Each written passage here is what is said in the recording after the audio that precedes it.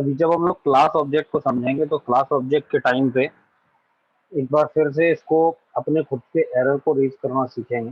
तो फिलहाल मैं फंक्शन से बता देता हूँ आप लोगों को। जैसे देखो, आप लोगों को याद होगा भी फंक्शन डीएफ करके हम फंक्शन मेथड डिफाइन करते थे।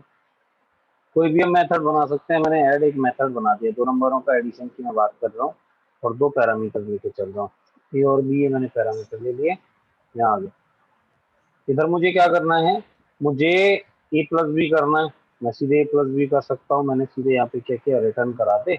किसको रिटर्न करा दे, ए और बी को प्लस करके वैल्यू को रिटर्न करा दे। अब इधर आ गए हम, यहाँ से इसको कॉल करते हैं। जब हम रिटर्न करवा रहे हैं तो मैं प्रिंट के साथ कॉल करा रहा हूँ ऐड, और ऐड के बाद यहाँ पे मैं 10,20 को पास करा रहा हूँ। ठीक है जी। तो जब आप इसको कॉल करोगे आपको रिजल्ट प्रोवाइड करा देगा। आप देखो, जब इसको रन कराते हैं हम तो हमें रिजल्ट 30 मिल गया। यहाँ कोई भी दिक्कत नहीं थी। लेकिन रन टाइम पे अगर यूजर ने, मैं तो यहाँ वैल्यू फिक्स कर रहा हूँ 10 और 20, ठीक है, बट यहाँ सिंगल कोड लगा देते हैं। ठीक है, और अब इसको रन कराते हैं। एक में मैंने सिंगल कोड लगा दिया। देखो क्या हो रहा है, type error, can only concatenate string not integer to string. तो ये टाइप, इस टाइप का एरर दे रहा, प्रोग्राम हमारा टर्मिनेट हो गया। अब हम ये चाहते हैं कि भाई ये जो एरर आ रहा है, ये तो अपना एरर दे ही रहा है, जिस टाइप से भी एरर दे रहा है, तो हम ट्राई और कैच में अपने खुद के एरर रेज करवा सकते हैं। अब मैं यहाँ पे क्या कह रहा हूँ, मैं एक इफ की कंडीशन लगा देता हूँ। यहाँ पे एक इफ की कंडीशन लगा देता हूँ। इफ ये सबसे पहले ए और बी को आए, और अगर ये वैल्यू इंटीजर है तब तो ये क्या करे, ये उसको प्लस करा दे। तो हमने क्या किया, इफ की कंडीशन लगाई, और इफ की कंडीशन में ब्रैकेट में हम लिख रहे हैं, हम चेक कर रहे हैं टाइप, किसका टाइप, ए का। ठीक है, ये मेरा वेरिएबल है, इसको देखे इज इंट। तो देख लिया टाइप क्या करेगा, इंट फ्लोट जो भी क्लास है वो रिटर्न करा के देगा। तो हमने बोला टाइप ए इज इंट, अगर टाइप ए इंट है और दूसरा उसको भी देखना है तो एक एंड और लगा दिया। एंड ब्रैकेट में यहाँ पे लगा दिया टाइप, और टाइप के बाद बी इज इंटीजर। दोनों को हमने चेक कर लिया कि अगर ए इंटीजर है और बी भी इंटीजर है तो ये इस केस में क्या करेगा भाई, हम ये कह रहे हैं कि ए भी इंटीजर है और साथ में हम कह रहे हैं बी भी इंटीजर है। तो ये क्या करे, तो ये रिटर्न करा दे। क्या रिटर्न करा दे, ए प्लस बी को रिटर्न करा दे। और अगर ऐसा नहीं है तो फिर ये इसके अंदर ही ना जाए और सीधे यहाँ से रिटर्न करा दे। अब क्या रिटर्न करा दे, तो आप कोई मैसेज पास करवा सकते हो भाई। आपको अगर कोई मैसेज पास करवाना है यहाँ डबल कोड में या सिंगल कोड में, जैसे आप चाहो, या मैसेज पास करा दो। डेटा, एंटर डेटा कर देता हूँ मैं। Enter data is not valid type, ये दे दिया मैंने। अब देखो इसको रन कराते हैं, रिजल्ट क्या आ रहा है। तो यहाँ पे आ रहा है enter data is not valid type. तो अभी भी ये वैल्यू दिखा रहा है। अब ये एक्सेप्शन हैंडलिंग, भाई जो फंक्शन है वो यहाँ से रिटर्न हो गया, सीधे सीधे रिटर्न हो गया। अगर मैं यहाँ पे कुछ प्रिंट करा देता हूँ, प्रिंट, यहाँ पे method, add method, method call, ठीक है, एक ही मैसेज दे दिया। और उसके बाद यहाँ एक और मैसेज दे दिया, प्रोग्राम,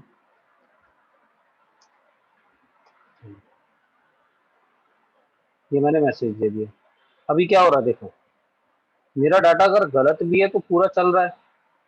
मेरा डाटा अगर गलत भी है तो पूरा का पूरा चल रहा है।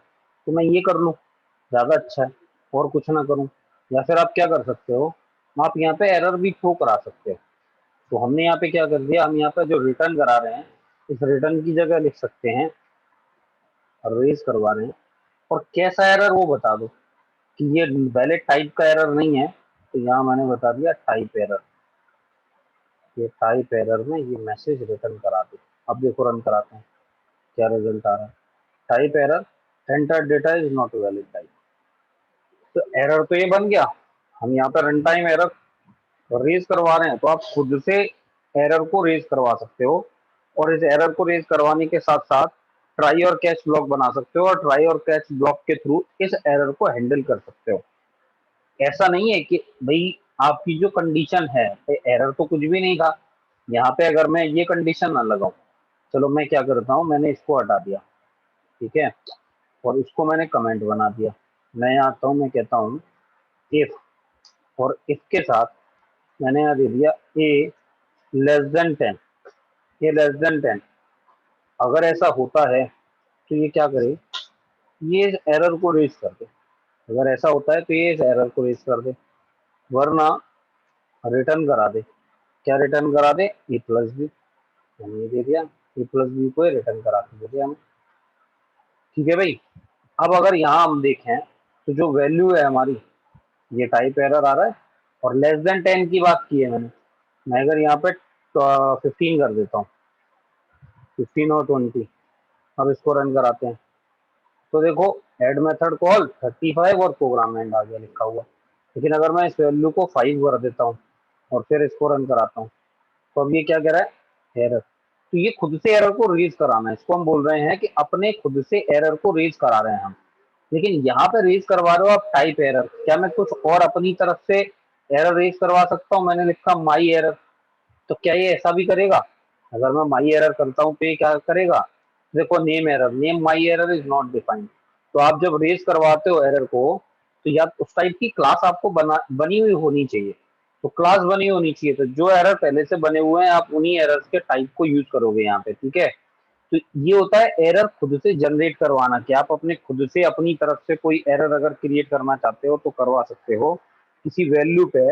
वैसे तो हम इसकी कंडीशन लगा के मैसेज पास कराते हैं, या फिर 0 और 1 रिटर्न करा के देख सकते हैं कि ये वैलिड है इनवैलिड है, उसके अकॉर्डिंग आप कुछ भी जो भी परफॉर्म कराना है करा सकते हो। लेकिन अगर आप ये चाहते हो कि मैं ट्राई और एक्सेप्ट को यूज करूं और जो एरर है वो ना होते हुए भी एरर आए, अब एक ही वैल्यू 10 से छोटी है, ये हमने एरर क्रिएट कर लिया, हमने अपने हिसाब से रेस करवा दिया इसको। लेकिन वैसे देखा जाए तो ये कोई एरर थोड़ी था, वैल्यू तो छोटी है, आप इसकी कंडीशन लगा के मैसेज भी पास करा सकते हो। लेकिन इनकी जरूरत पड़ती है। बट अभी जो हम कर रहे हैं छोटी छोटी चीजें यहाँ नहीं पड़ेगी, जब हम लोग क्लास व्लास के काम करेंगे तब हमें जरूरत पड़ेगी, तो वहां पे कॉन्सेप्ट ज्यादा क्लियर हो जाएगा। तो अभी इसकी बात कर नहीं रहे ज्यादा। ये जो रेज है ये जब हम क्लास को यूज करेंगे, तरीका तो देख ही लिया आप लोगों ने कि किस टाइप से हम रेज करवा सकते हैं अपने खुद के एरर। बाकी हम जो करेंगे वो कब, जब हम क्लास को पढ़ेंगे, ऑब्जेक्ट ओरिएंटेड के कॉन्सेप्ट की बात करेंगे, तब इन चीजों को देखेंगे, तब इसको देखेंगे कि ये किस टाइप से कैसे कैसे चलेगा। ठीक है भाई। तो ये तो बात की चीजें हो गई, जब हम क्लास की बात करेंगे तब इस एरर को रेज कराएंगे और इसको हैंडल करने की बात करेंगे। अब आज मैं कुछ छोटे छोटे फंक्शंस लेके चल रहा हूँ, ज्यादा बड़ी चीजें नहीं, ये बहुत बड़े टॉपिक नहीं है, ये जरा जरा से फंक्शन है। तो कुछ फंक्शंस हम लेके चल रहे हैं। तो यहाँ पे इसको तो मैं क्लोज कर देता हूँ, यहाँ आ गया, एक नई क्लास बनाता हूँ आज। इस पर राइट क्लिक किया, नई पाइथन की फाइल py फाइल। तो जो फाइल बना रहा हूँ मैं इसका नाम रख रहा हूँ स्पेशल फंक्शन। हम कुछ फंक्शनों को देख रहे हैं, इन फंक्शनों की जरूरत आगे पड़ जाएगी, हो सकता है आपको जरूरत पड़े, इसलिए क्योंकि ये वरना बीच में छूट जाएंगे। तो हमें इनको देखना है। एक तो सबसे पहले हम बात कर रहे हैं किसकी, इनमरेशन की। मैं बात कर रहा हूँ इनमरेशन की। ये इनमरेशन क्या होता है, तो जो इनमरेशन है, कमेंट बना दिया मैंने इसको। ये इनमरेशन किस चीज की बात करता है, ये एक बहुत छोटी सी चीज है, सी प्लस प्लस में भी मिलता है और लैंग्वेजेस के अंदर भी मिलता है हमें इनमरेशन। तो जो इनमरेशन है ये करता क्या है, देखो आप लोगों को ये तो पता है कि अगर मैं कोई लिस्ट बनाता हूँ तो उसके इंडेक्स पोजीशन से डेटा को उठा सकता हूँ, कि भाई जो मेरा डेटा है वो कहाँ से मिलेगा कैसे मिलेगा। तो मतलब मुझे अगर पोजीशन मालूम है तो मैं उठा सकता हूँ, ठीक है। लेकिन अगर आपको किसी डाटा की पोजीशन पता करनी है, कोई लूप लगा रहे हो आप और लूप के साथ आपको कोई पोजीशन मालूम करनी है, ठीक है। देखो कुछ ऑब्जेक्ट ऐसे होते हैं जिनको हम इटरेटर बोलते हैं, कुछ इटरेबल ऑब्जेक्ट्स होते हैं। तो ये इटरेटर और इटरेबल क्या होता है इसकी बात भी बाद नहीं कर रहेंगे, अभी नहीं। अभी फिलहाल हम ये देख रहे हैं कि जो इटरेबल ऑब्जेक्ट्स होते हैं, मतलब जिनके ऊपर लूप चलाया जा सके, जिन चीजों के ऊपर आप लूप लगाते हो, अगर उसके अंदर आपको डेटा तो मिल जाता है, लेकिन मैं कहूँ भाई मुझे पोजीशन चाहिए, मुझे क्या चाहिए, पोजीशन चाहिए, तो फिर उस पोजीशन को पता लगाने के लिए हम इनमरेशन यूज कर लेते हैं। ये क्या बात करता है, ये आइटम को पोजीशन डिफाइन कर देता है। ये क्या करेगा, ये जितने भी आइटम होते हैं उनको 0 1 2 3 4 इस टाइप से पोजीशन प्रोवाइड करा देता है। ठीक है, तो कैसे यूज होता है देखो, पहले हम एक छोटा सा एक लिस्ट बनाते हैं। एक हम लिस्ट बना रहे हैं, मैंने यहाँ पे एक लिस्ट बनाई, लिस्ट वन इक्वल्स टू, और जो भी मैं लिस्ट बना रहा हूँ इसके अंदर कुछ नाम स्टोर करा लेता हूँ। आपने यही लिख लेते हैं, पंकज, कॉमा लगा दिया, निमेश, एक और कॉमा लगा दिया, यहाँ पर हर्ष, ये 3 ले लिए, नाम, ये 4 नाम ले लिए। ठीक है, इनकी पोजीशन क्या होगी आपको पता है, पंकज 0 पोजीशन पे है, 0 1 2 3 इन पोजीशनों पे डेटा पड़ा हुआ है। ठीक, अगर आप यहाँ पे फॉर लूप लगाते हो, जैसे मैं अगर इसको प्रिंट कराना चाहूँ, अगर मैं ऐसे ही प्रिंट करा दूँ, प्रिंट lst1, तो मुझे क्या मिल जाएगी, मेरी लिस्ट प्रिंट होके देखो, इसको मैंने रन किया, लिस्ट हमने पहले भी पढ़ी थी, तो ये हमारी पंकज, निमेश, हर्ष और राम ये लिखा हुआ आ गया, हमारी पूरी की पूरी जो लिस्ट है वो प्रिंट होके हमें मिल रही है। मुझे क्या चाहिए भाई, मैं ये कह रहा हूँ कि जो यहाँ पे हर्ष है किस पोजीशन पे है, तो पोजीशन कैसे मिले आपको। अगर आपसे ये बोला जाए कि आप इसकी पोजीशन में, मुझे पोजीशन पता करनी है, मुझे ये नहीं करना कि कौन सी पोजीशन, मतलब किस पोजीशन पे क्या पड़ा है ये नहीं देखना। अगर आपको ये देखना होगा कि किस पोजीशन पे कौन सी वैल्यू पड़ी हुई है, जैसे मैंने LST1 किया और यहाँ 2 बता दिया कि सेकंड पोजीशन के डेटा को ये प्रिंट करा दें। अब अगर मैं एंटर करता हूँ, देखो यहाँ हर्ष लिखा हुआ आ रहा है सेकंड पोजीशन पे, 0 1 और 2, तो ये मिल रहा है। अगर मुझे सारे के सारे एलिमेंट ही प्रिंट कराने हैं तो मैं क्या करूंगा, अभी फॉर लूप लगा दूंगा, ये फॉर लूप लगा दिया, और फॉर लूप में मैं एक एक नाम उठा रहा हूँ, यहाँ पे मैंने दे दिया नेम इन LST1, ये जो मेरी लिस्ट है इस लिस्ट में से एक एक करके नाम उठा के मुझे दे दे, और मैं इसको करा देता हूँ प्रिंट, तो मैंने प्रिंट करा दिया नेम। ठीक है, अब अगर मैं रन कराऊंगा तो ये डाटा जो है मेरा प्रिंट हो रहा है, रिजल्ट मुझे मिल रहा है, जो भी डाटा था वो सारा का सारा प्रिंट हो रहा है। पर मुझे आप पोजीशन पता करनी है कि कौन सा आइटम किस पोजीशन पे है। देखो अगर आप लूप से करना चाहो, अगर मैं आपसे बोलूं कि भाई लूप से आप मुझे पोजीशन भी प्रिंट करवा दो कि कौन सा आइटम किस पोजीशन पे पड़ा हुआ है, तो आप क्या करोगे, आप एक पोजीशन नाम का अलग से वेरिएबल बना लोगे।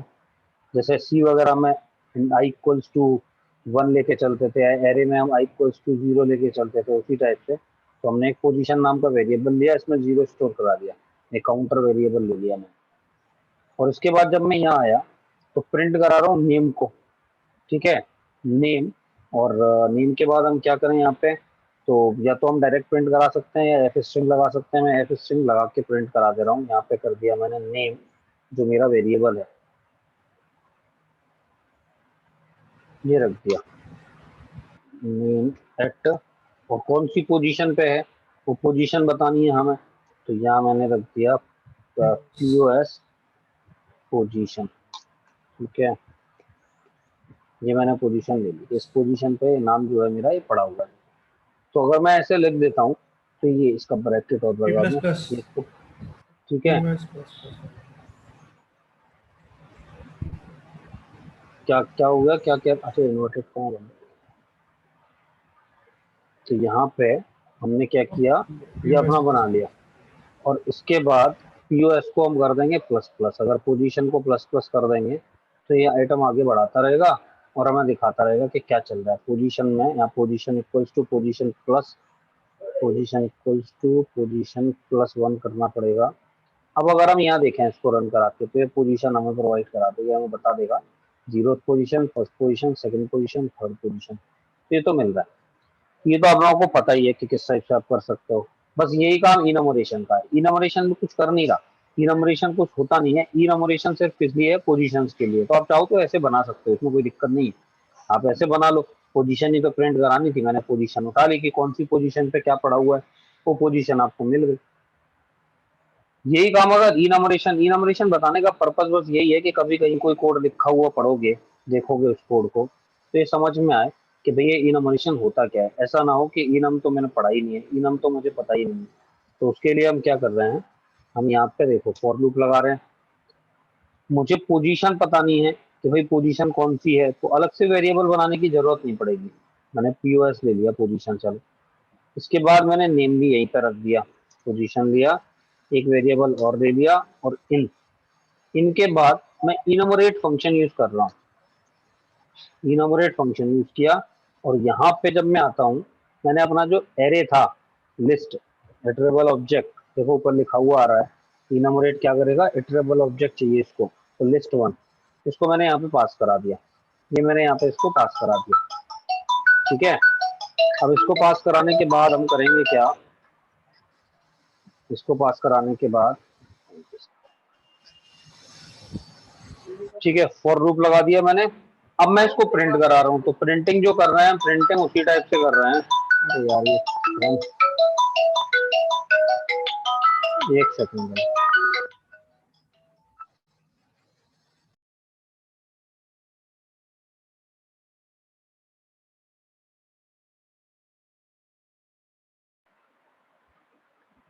जी, तो यहाँ आते हैं, देखो हमने यहाँ पे क्या किया, पोजीशन ले ली, इनमोरेट ले लिया ना, और यहाँ मैंने अपनी लिस्ट पास करा दी। अब मुझे जो ये डाटा मिलेगा वो दो चीजें मिलेंगी, पोजीशन भी मिल जाएगी और मेरा जो डेटा है वो नाम भी उठा के दे देगा। तो इस इनमोरेट फंक्शन पे अगर हम आए, ये हेल्प नहीं दे रहा इसकी, चलो कोई बात नहीं, नहीं दे रहा तो कोई दिक्कत नहीं है। हम यहाँ पे इतना प्रिंट करा देते हैं, इसी को मैं प्रिंट करा लेता हूँ। अब मुझे ना तो प्लस प्लस कराने की जरूरत पड़ रही है, ये मैंने लिख दिया कि भैया नेम को प्रिंट करा दे और पोजीशन को प्रिंट करा दे, और इसको अब रन करा के देखते हैं। इस पूरे पोर्शन को, ये जो चल रहा था इसे मैं कमेंट बना देता हूँ, ये इनमोरेट फंक्शन है, तो इनमोरेट फंक्शन भी ऐसे ही काम कर रहा है। तो बस ये याद रखना है, इनमोरेट फंक्शन के कहीं पे अगर इनमोरेट मिल गया तो पोजीशंस के लिए 0 1 2 3 4 इन पोजीशंस के लिए क्या यूज कर लिया जाता है, इनमोरेट फंक्शन। तो ये बहुत छोटी सी चीज है, ज्यादा कुछ बड़ा नहीं है इसके अंदर, लेकिन कभी कभी पूछ लिया जाता है, इसलिए आप लोगों को याद रखना है कि अगर कोई लिस्ट है और कोई कहता है कि भाई ये वाला डाटा है, ये मुझे पता करके दे दो कुछ पोजीशन पे, तो आप लोगों को याद होगा लीनियर सर्च हम लगाते थे, तो भाई लीनियर सर्च लगाते थे, और लीनियर सर्च लगाने के बाद हम जो है बताते थे। तो लीनियर सर्च में क्या होता था, पूरा लॉजिक बनाना पड़ता था। लेकिन अगर आप इनमोरेट को यूज करोगे तो इनमोरेट में पोजीशन के लिए अलग से कोई वेरिएबल नहीं देना पड़ेगा तुम्हें, वो खुद ब खुद रिटर्न करा देगा, मतलब खुद ही बता देगा। ठीक है, तो मेन जो इसका यूज है इनमरेट का, वो सिर्फ यही है कि 0 1 2 3 4 करके पोजीशन बता देगा। अगर आप ये पूछते हो कि भाई ये मेरा डेटा है, ये कहाँ पे मिलेगा, किस पोजीशन पे मिलेगा, तो आप लीनियर सर्च की तरह ही इनमरेट को यूज कर सकते हो। लीनियर सर्च में आप लूप लगाते थे, यहाँ पे भी हम फॉर लूप लगा रहे हैं, लेकिन हमने अपना डेटा सीधे बता दिया। हम इंडेक्स पोजीशन को, एक एक इंडेक्स पोजीशन को चेक नहीं कर रहे, हम अपने डेटा को हम किससे चेक करेंगे, वैल्यू से। भाई आपको अगर ये बताना है यहाँ पे कि ये निमेश किस पोजीशन पे है, तो आपको क्या करना पड़ेगा, एक पोजीशन वेरिएबल भी लेके चलोगे, एक लूप लगाओगे, लूप आगे बढ़ाता जाएगा, एक एक करके आइटम को चेक करता जाएगा। उसके बाद पोजीशन को भी आगे बढ़ाना है, पोजीशन में आई की वैल्यू को स्टोर कराओगे, फिर जो पोजीशन होगी उसको तुम रिटर्न करा दोगे या प्रिंट करा दोगे, जैसे भी चाहो। लेकिन इसको यहाँ पे क्या कर सकते हो, यहाँ सीधे इनमरेट लगाओ और इनमरेट आपके लिए इतना काम कर देगा कि ये पोजीशन आपको बता देगा। जैसे देखो, यहाँ बनाते हैं, एक फंक्शन बनाते हैं, फंक्शन मैंने एक डिफाइन कर लिया, और जो फंक्शन है मुझे पोजीशन पता लगानी है। ठीक है, तो यहाँ पे सर्च मैंने बना दिया, एक सर्च नाम का फंक्शन बना दिया। ठीक, और इस सर्च के अंदर मैं क्या पास करा रहा हूँ, तो भाई मेरी एक तो लिस्ट है, कि मुझे ये बताना है कि जो मेरा डाटा है, जो मेरी लिस्ट है वो कौन सी है, और उसके साथ साथ मुझे ये भी बताना है कि मुझे फाइंड क्या करना है। तो दो चीजें या दो फॉर्मल पैरामीटर बनाने पड़ेंगे। तो लिस्ट एक मैंने बना दी, एल एस टी, ठीक है, एल एस टी वन मैंने ऊपर बनाया हुआ है, टू बना दी, क्योंकि एक तो मुझे लिस्ट चाहिए, और लिस्ट के साथ साथ दूसरा मुझे क्या चाहिए, जो मुझे सर्च करना है वो डेटा। मैंने यहाँ पे डाटा सर्च करने के लिए जो वैल्यू है वो सर्च करवा रहा हूँ, वो मैंने एक वेरिएबल बना लिया यहाँ पे, और इसके अंदर में डेटा को, भाई ये मुझे ढूंढना है और इसमें से मुझे पता लगाना है कि कहाँ पे। ठीक है, देखो अब करेंगे क्या, जब हम इसको कॉल करेंगे, तो जैसे ही मैं इसको कॉल करूंगा ये लिस्ट में से डेटा को सर्च करेगा, तो हम एक लूप लगा देते हैं। हमने एक लूप बना लिया, और लूप लगाने के बाद हम कह रहे हैं कि पोजीशन, हमें पोजीशन ही तो पता करनी है, वो डेटा कहाँ पे पड़ा हुआ है, तो अलग से और कुछ बनाने की जरूरत नहीं है। हमारे नाम है लिस्ट में, तो नेम ले लिया, इन, और फिर इनमरेट, ये यूज कर लिया। तो ऊपर हमने मेथड तो अभी फंक्शन, ये तो फॉर लूप लगाया ही था, ठीक उसी टाइप से।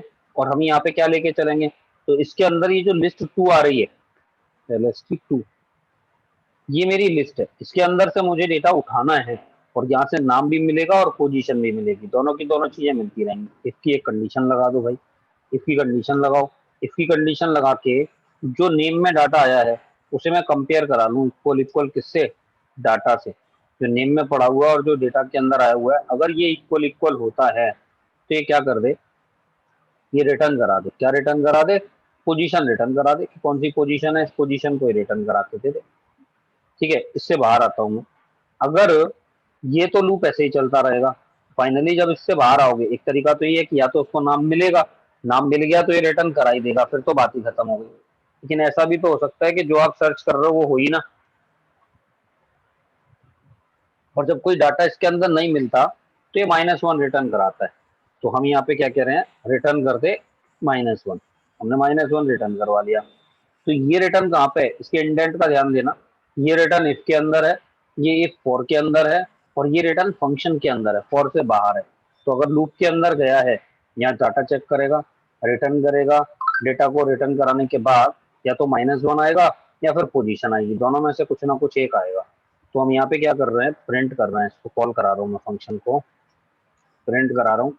और कौन सा फंक्शन है हमारा, सर्च नाम के फंक्शन को कॉल करे।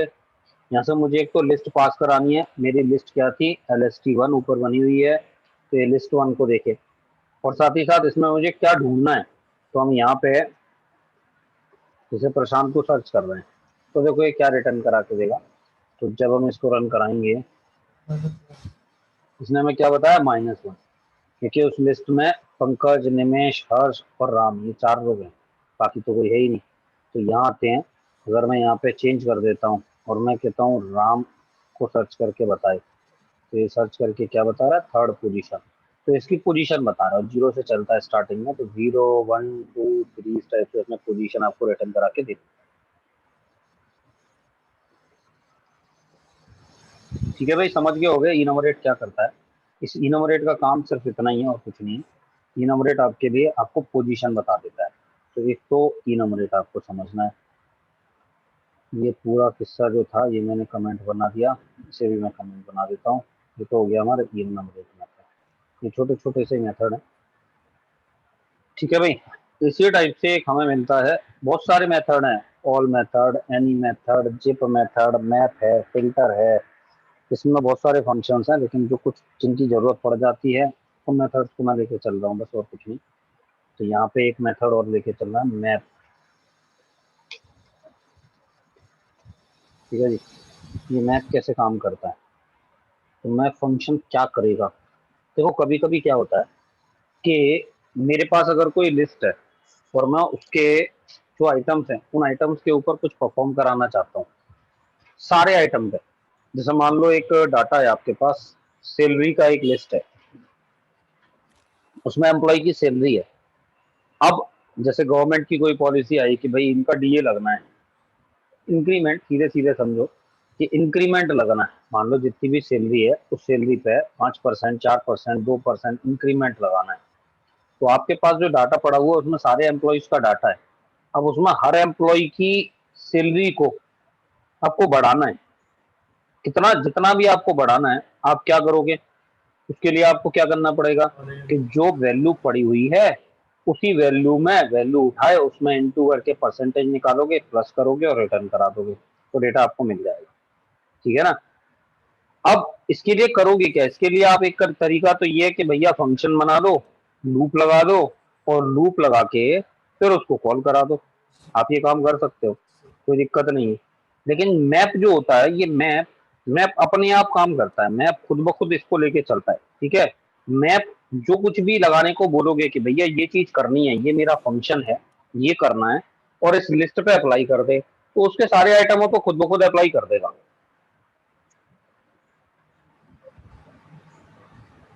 आपको लूप लगा के ये नहीं करना पड़ेगा कि मैं एक एक पोजीशन से डेटा को उठाऊं और फिर उसमें इंप्लीमेंट करूं, फिर दूसरी डेटा जाएगा, फिर वो, फिर तीसरा, फिर चौथा, फिर पांचवा, वो नहीं करना पड़ेगा। जैसे देखो एक लिस्ट बनाते हैं यहाँ पे मैंने फिर से एक लिस्ट 1 बना ली। लिस्ट 1 इक्वल्स टू, हम डाटा कुछ भी रख ले रहे हैं।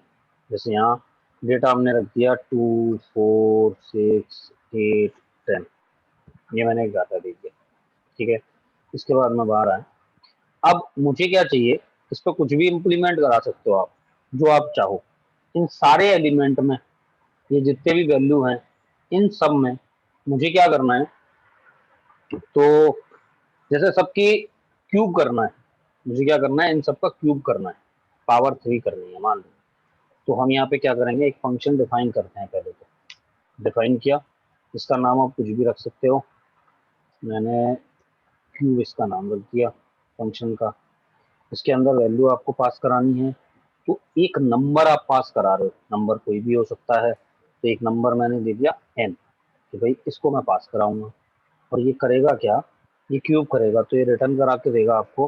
क्या रिटर्न कराएगा, जो मेरा n है, नंबर जो आया, उस नंबर की पावर कर दे 3। ठीक है, क्यूब करने के लिए नंबर की पावर 3 कर दी मैंने। ठीक है जी, तो ये मैं लेके चल रहा हूँ, नंबर और पावर, बस इतना मैंने कर दिया। अब मुझे 2 का भी क्यूब करना है, 4 का भी, 6 का भी, 8 का भी, 10 का भी। आप क्या कर सकते हो, आप एक लूप लगा सकते हो और लिस्ट के 0th पोजीशन के आइटम को पास करा सकते हो और फंक्शन को कॉल करा सकते हो, वो जाएगा और कैलकुलेट करके आपको रिजल्ट दे देगा। तो एक तरीका तो ये है, ये तरीका आप लोगों को पता है, ये तो कर ही लोगे।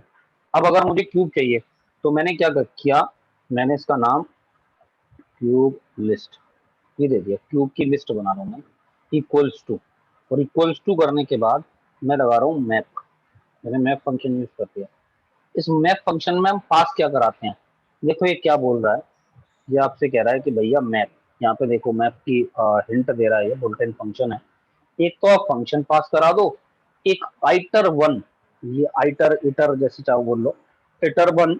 ये क्या कह रहा है, एक कह रहा है फंक्शन और एक इटरेबल ऑब्जेक्ट। इटरेबल ऑब्जेक्ट और इटरेटर ये दो अलग अलग चीजें हैं, इसकी बात करेंगे अभी बाद में। तो यहाँ पे हमें क्या चाहिए, एक इटरेबल ऑब्जेक्ट। तो जो मेरी लिस्ट है वो एक इटरेबल ऑब्जेक्ट है। तो हम क्या करेंगे, एक मेथड लगाते हैं मैप, और इस मैप मेथड के अंदर मैं पास करा रहा हूँ क्या, तो मेरा मेथड क्या है, मेथड मैंने क्यूब बनाया, तो भैया क्यूब तो मेथड, ये मेरा मेथड जाएगा। और इस मेथड में जो आपने मेथड यहाँ पे बनाया है, इस मेथड में देखो ये ब्रैकेट आता है, तो कॉलिंग के लिए होता था, मैं खाली पास करा रहा हूँ, तो मैंने सिर्फ क्यूब लिखा। और जो मेरी लिस्ट है उसका नाम क्या है, LST1, कि ये मेरी डेटा है, ये मेरी लिस्ट है, और इस पे इस वाले फंक्शन को इस लिस्ट के ऊपर अप्लाई कराना है। हम ये कह रहे हैं इस क्यूब को, इस फंक्शन को इसके ऊपर आपको अप्लाई करा के देना है। ठीक है भाई, समझ गए बात। तो हम ये काम फॉर लूप लगा के भी कर सकते थे, और फॉर लूप लगा के फंक्शन को कॉल करा के वैल्यू को स्टोर करवा सकते थे, लेकिन हम कह रहे हैं कि मैप अपने आप इस चीज को करके दे दे। ठीक है, क्यू हमने यहाँ लगा दिया, ये हमने यहाँ कर दिया। और इसके बाद अगर मैं प्रिंट करा दूं क्यूब लिस्ट को, इस क्यूब लिस्ट को मैंने प्रिंट करा दिया, एक बार रन करा के देखते हैं कि क्या कर रहा है। देखो ये काम तो कर रहा है, लेकिन ये कह रहा है map object at this position, तो ये मेमोरी एड्रेस दिखा रहा है, ये इसको प्रिंट नहीं कर रहा।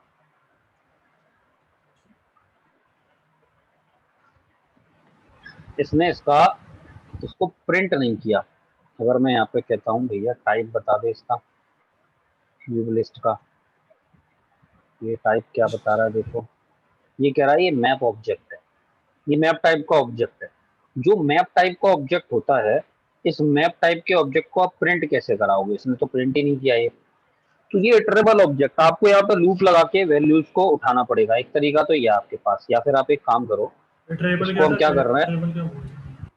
ये इटरेबल इटरेटर अभी बात करूंगा, अभी समझ। इटरेबल मतलब जिस पर लूप लगाया जा सके। तो अभी जो फॉर लूप है, देखो एक इटरेटर होता है और एक इटरेबल होता है। अभी मैं इसको अभी समझा दूंगा, इटरेबल और इटरेटर क्या होते हैं। ठीक है, इटरेटर पे आइटर फंक्शन और नेक्स्ट फंक्शन अपने आप काम करते हैं। वो कैसे करता है, मतलब कुल मिला के तुम्हें ये वर्किंग समझनी है कि फॉर लूप कैसे काम करता है। हम तो फॉर लूप लगा देते हैं, लेकिन कंप्यूटर उस फॉर लूप के पीछे करता क्या है, तो वो इटरेटर और इटरेबल क्या होता है, ये बात तो बाद में करेंगे। फिलहाल हम क्या कर रहे हैं, अभी अभी मैंने इसको लिस्ट में कन्वर्ट कर लिया। मैं सिंपल मैप ऑब्जेक्ट की जगह इसको लिस्ट बना दे रहा हूँ। मैं कह रहा हूँ भैया इसको जो भी आ रहा है मेरा डाटा, उस डाटा को लिस्ट में कन्वर्ट करके इस क्यूब लिस्ट के अंदर पहुंचा दो। अब जब लिस्ट आएगी, तो लिस्ट को तो हम प्रिंट करा ही सकते हैं, चलो लिस्ट का टाइप भी प्रिंट करा लेते हैं, जिससे पता लग जाएगा कि लिस्ट है, और लिस्ट को मैं डायरेक्ट प्रिंट करा के दे रहा हूँ। ये ले ली मैंने, एक ब्रैकेट एक्स्ट्रा, इन ब्रैकेट को खत्म कर देता हूँ और अब प्रिंट कराता हूँ। अब देखते हैं अभी क्या करता है। देखो अब देखो रिजल्ट क्या आ रहा है आपका, रिजल्ट चेक करो। देखो सही आ रहा है। 2 की पावर 3 8 आ रहा है, 4 की पावर 64।